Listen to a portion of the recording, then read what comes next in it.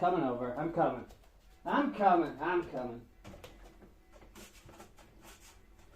Okay, so today we're going to be talking about Kung Fu Panda number 4. I saw this at the cinema last night with my friend Arisa Unicorn, and we saw Kung Fu Panda number 4, and here's my thoughts on the movie. I thought it was really disappointing, if I'm being quite honest. The film, I felt, was very short. I felt it was very, very fast-paced, and I really don't think it had enough kind of like substance to even maintain its short running time. It was okay. It was okay for a kid's movie, but I mean, like, I think that the previous Kung Fu Panda movies, especially maybe number 2, have been like a really, really high quality. I've really enjoyed them. I thought they were really fun. I thought, you know, I've said stuff about like the first Kung Fu Panda and Kung Fu Panda 2 being like the best like Western made martial arts movies. Like the themes and some of the choreography and stuff is just like really sick, right? And those like kung fu sequences really, really enjoyable. And those slower moments where, you know, Po gets to reflect and learn on things, and his interactions with the other kung fu masters or villains, I found were all really rewarding. Now in this film, although it did have some really sick like action sequences that really like kept your attention because they were moving so fast, like, you know, the sequence through the city, for example, I thought that was great. In terms of actual like kung fu, not a lot of it, so that's kind of disappointing to me. And those slower moments didn't really happen, and when they did happen, because everything had been so sort of fast-paced, which I think's possibly to sort of like maintain a TikTok generation's attention span, you know, because ultimately it's a kids movie, right? When those slow moments did come, they didn't really feel earned on the basis of what came before them, right? So that was kind of disappointing to me. I mean, like, of course the animation is sick, really, really impressive, and some like the stylistic stuff with like paintbrushes and like the wipes of like the screen going into multiple parts, really, really cool, really, really cool, and really, really cool to look at. But overall, it didn't hit it for me. You know, these Kung Fu Panda movies, you know, they've got to a point where like he ascended to this like crazy level, right? And he got there. And the whole theme of him, like, you know, having to step aside, I don't think it was really done particularly well.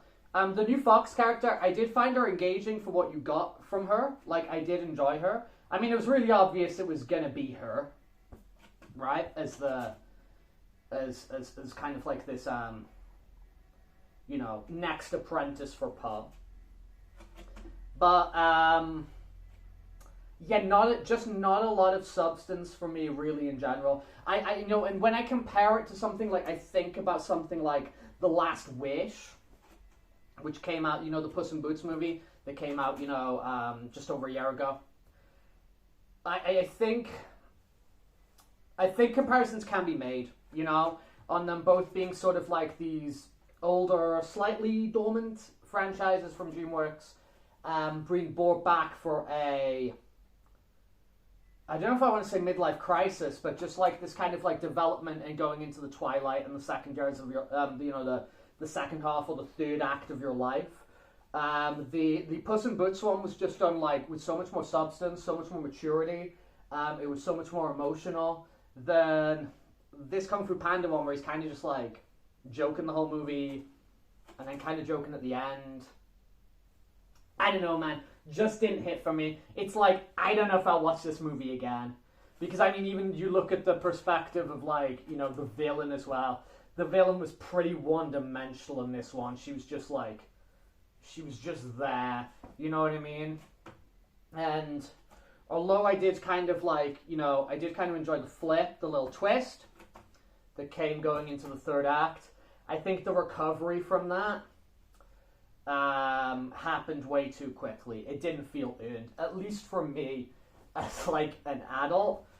Children probably don't care, and in kind of like serving that audience, I'm sure, like, I talked to when we were going into the cinema, my friend was coming out with his kids, and those kids, like, really liked it. They were like, it's really funny, you know? So, whatever. That's kind of my thoughts on Kung Fu Panda 4. Afterwards, we went to the Burger King and got, like, the Dragon Warrior double Whoppers, which came in, like, a white bao bun. That's kind of cool. It's always fun to get a promotional burger, you know? It's always fun having a promotional burger. But I know if I'm going to rate this movie, if I'm going to put it on a scale, I'd probably give it like 5 out of 10, 6 out of 10. I don't know. A lot of that's coming from like the goodwill of just like, I kind of enjoy the characters. Even though, honestly, you don't actually get a lot of the characters in this movie. Yeah, a lot of the ones who do appear are kind of in like non-speaking role cameos. But the characters you do get, including the new girl, not so much the villain, I kind of enjoyed spending time with.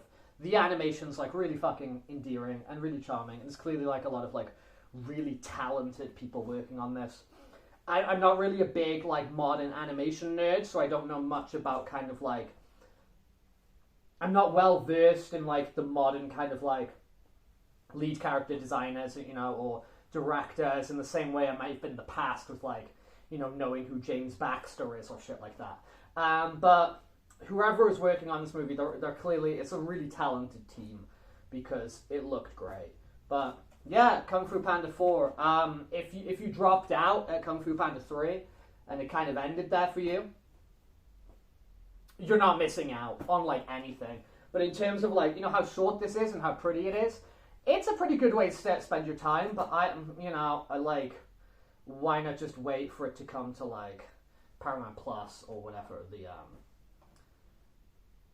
whatever these DreamWorks pictures go to. I don't know, because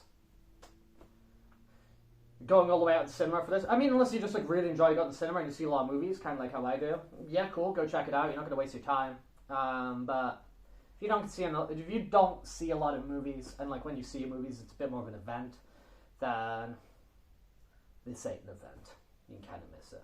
All right, I'm going to get down from the thing. All right. If you haven't subscribed, maybe you could subscribe, or give a like, or give your comment about Kung Fu Panda 4, or the Telegram group in the description as well. So any of those sorts of things, any interactions, it's pretty cool. Should I say skadoosh? Skadoosh.